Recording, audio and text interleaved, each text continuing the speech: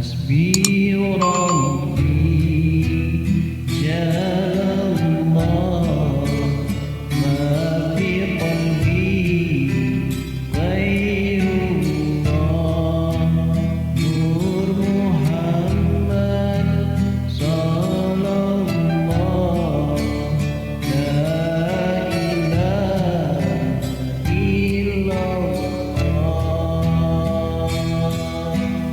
Bismillahirrahmanirrahim. Assalamualaikum warahmatullahi wabarakatuh. Alhamdulillahilladzi khalaqal insani dha'ifa. Asyhadu an la ilaha illallah ilahan wahida. Wa asyhadu anna Muhammadan abduhu wa rasuluhul mustafa. Allahumma salli wa sallim ala sayyidina Muhammadin wa ala alihi wa ashabihi al-adqiya. Amma ba'd.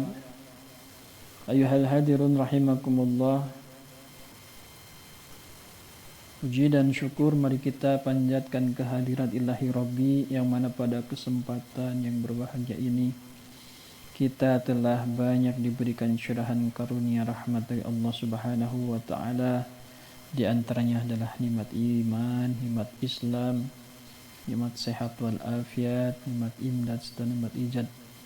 Salawat berserta salam mari kita curahkan kepada junjungan alam habibina wa syafi'ina wa maulana Muhammad wa sallim radhiyallahu, kepada seluruh keluarganya, kepada para sahabatnya dan umat-umatnya sampai akhir zaman.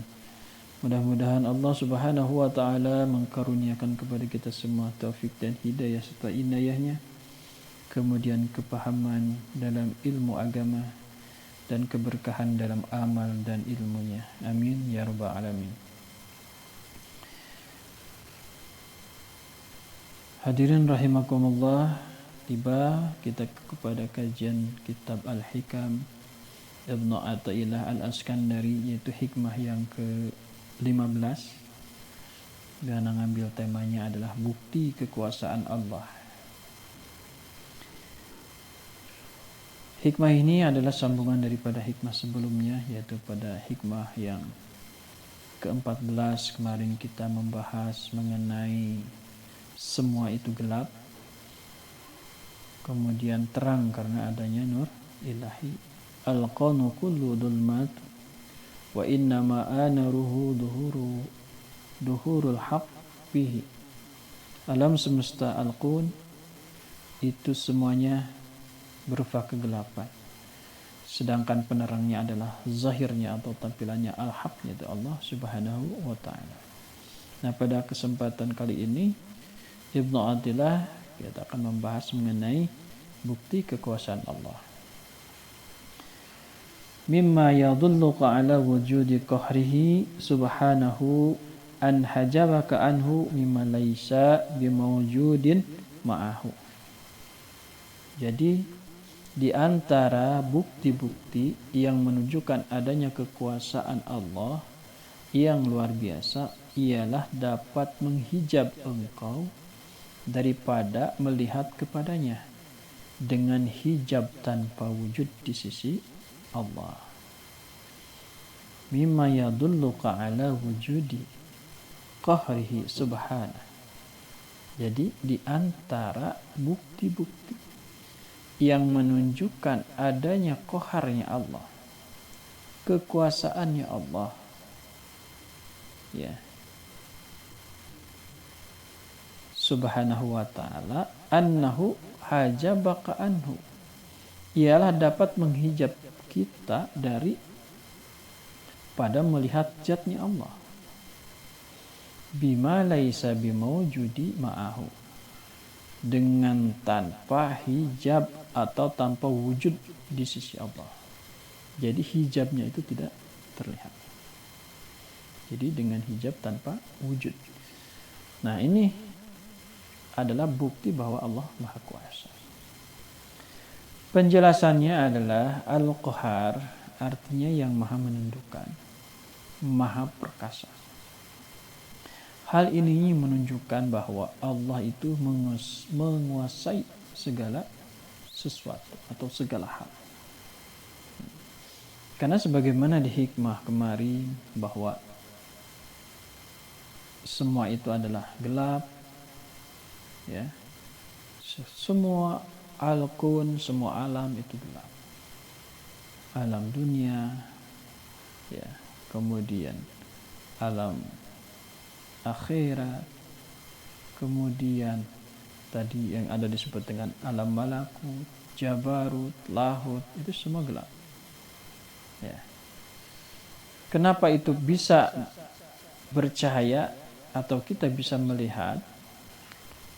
Karena ada nurullah, ada cahaya ilahi, sehingga kita dapat melihat.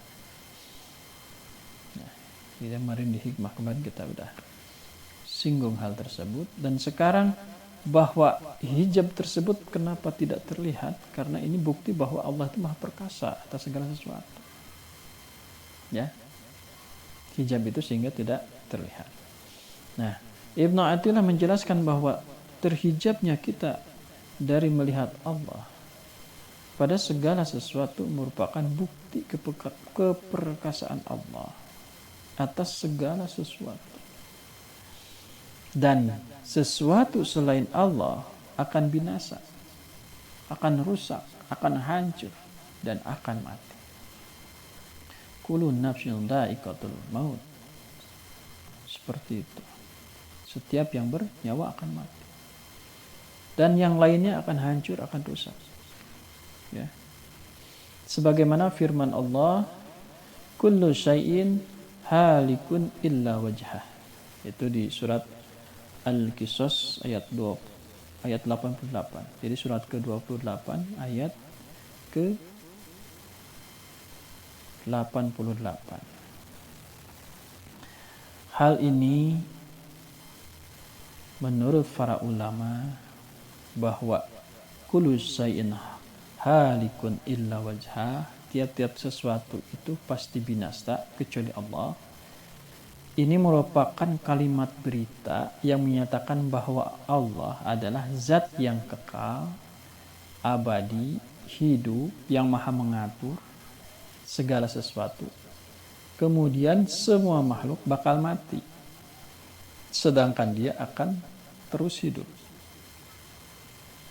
Nah, ayat ini semakna dengan firman Allah di surat Ar-Rahman ayat 26 sampai 27. Yaitu surat ke-55 Ar-Rahman. A'udzubillahi minasyaitonir rajim. Kullu man 'alaiha fan wa yabqa wajhu rabbika dzul jalali wal ikram. Maknanya wallahu a'lam bil murad, semua yang ada di bumi itu akan binasa dan tetap akan zat Tuhanmu yang mempunyai kebesaran dan kemuliaan. Jadi Allah itu akan kekal. Nah ini ya, kata wajhah di sana para ulama menafsirkan bahwa dimaksud wajhah di sana adalah zatnya Allah, ya, karena kita tersifati dengan laisa kamitslihi syai'un. Jadi tidak bisa dibayangkan dengan wajahnya kita seperti manusia atau makhluk lainnya, ya. Maka wajah di sana adalah zatnya Allah. Jamaah rahimakumullah. Nah, di dalam kitab Sahih disebutkan melalui jalur Abu Salamah dari Abu Hurairah radhiyallahu anhu, Rasulullah sallallahu alaihi wasallam pernah bersabda, asdaqu kalimatin qalaha syairun kalimatun labid. Asdaqu kalimatin, kalimat yang paling benar yang dikatakan oleh syairun, penyair, kalimatun labid, yaitu kata-kata labid. Nah, si labid ini adalah orang penyair, tukang pesyair. Apa yang dikatakan labid ini Rasulullah benarkan. Dan ini akan menjadikan dalil bahwa sesuatu itu akan binasa. Nah, ini Rasulullah membenarkan kata-kata si penyair ini. Ala kullu syai'in ma khalallah batil. Jadi ingatlah segala sesuatu selain Allah itu pasti binasa. Ingatlah segala sesuatu selain Allah pasti binasa. Itu yang dikatakan Labid, ya, seorang penyair. Jamaah rahimakumullah. Jadi di surat Al-Qisas ayat 88, surat ke-28 ayat 88, kullu syai'in halikun illa wajhah, segala sesuatu akan rusak hancur kecuali wajahnya Allah. Tadi bahwa wajah di sana adalah zatnya Allah. Nah, Abu Bakar Abdullah ibnu Muhammad ibnu Abud mengatakan di dalam kitab Tafakkur wal Ittiba bahwa Ibnu Umar apabila hendak membersihkan hatinya, ketika beliau ingin tadi mengecas basyirahnya agar bercahaya, agar terang, ya, untuk menerima taufik dan hidayah dari Allah, itu dengan cara seperti ia mendatangi tempat yang telah ditinggalkan oleh para penghuninya. Jadi penghuni tersebut sudah meninggal. Lalu beliau berdiri di depan pintunya dan berseru dengan suara yang sedih.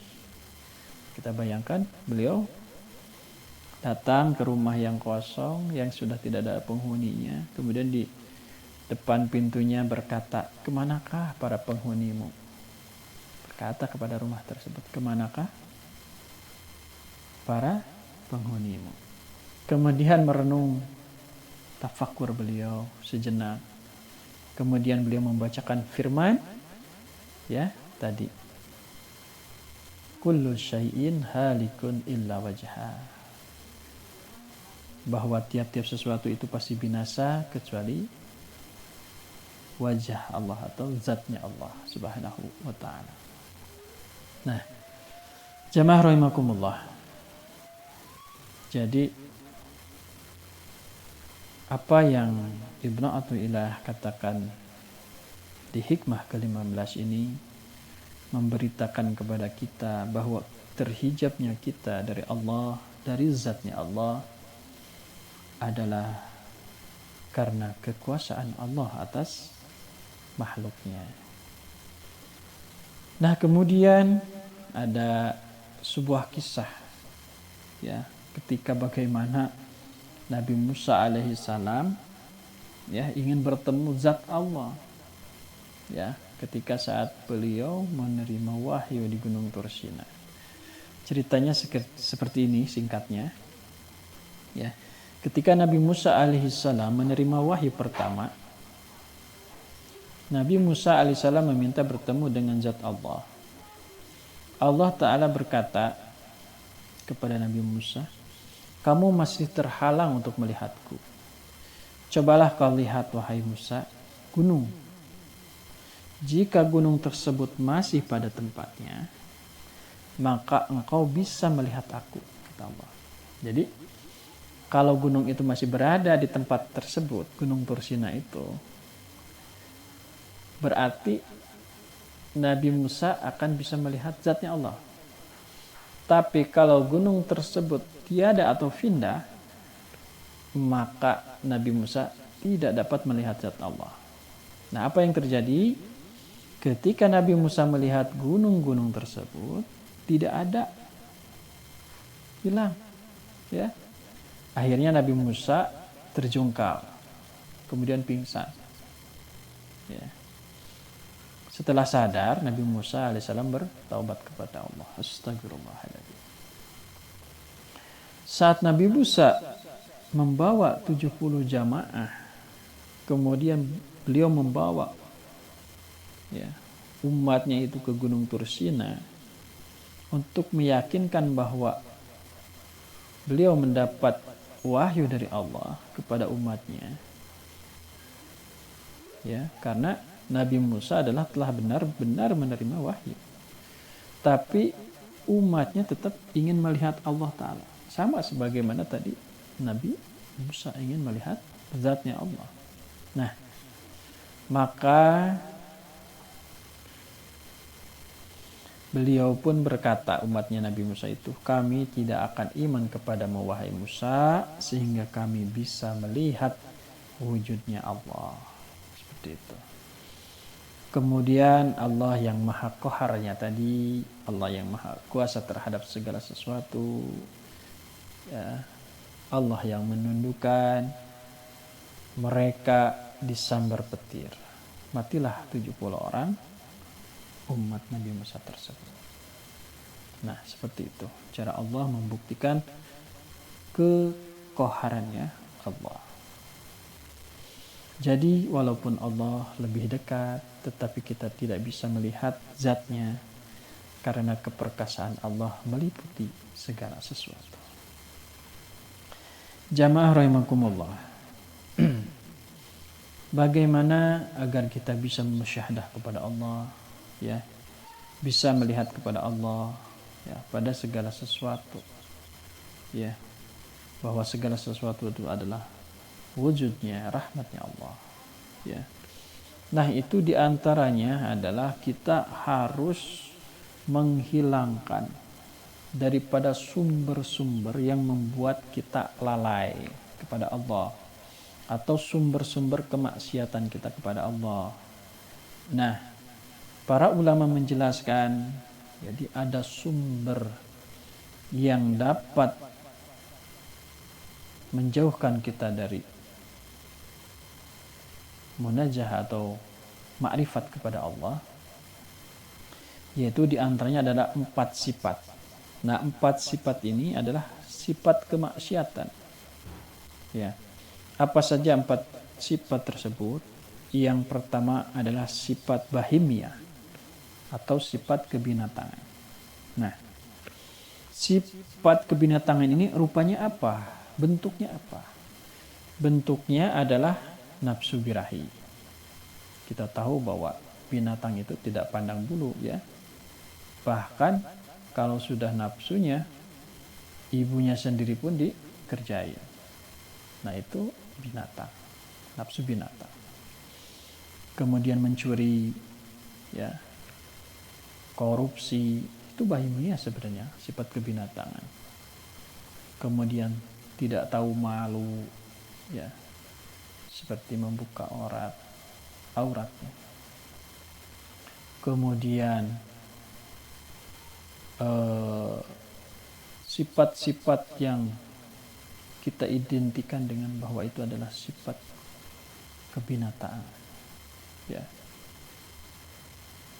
Nah, jamaah rahimakumullah, sifat-sifat bahimiyah tersebut seyogianya dihilangkan, ditekan sama kita sehingga bisa hilang dari hati kita, bahwa kita terhindar dari sifat bahimiyah tersebut, sifat kebinatangan. Nah, itu adalah sumber kemaksiatan, ya. Jadi sifat-sifat tadi. Jadi kalau kita tadi korupsi, mencuri dan lain sebagainya, yang dimisalkan seperti itu adalah dalam diri kita tersimpan sifat bahimiyah tersebut, ya, mengalahkan nur yang sejatinya dalam qalbu kita. Nah, yang kedua adalah sifat sabuiyah. Sabuiyah ini kepuasan, ya.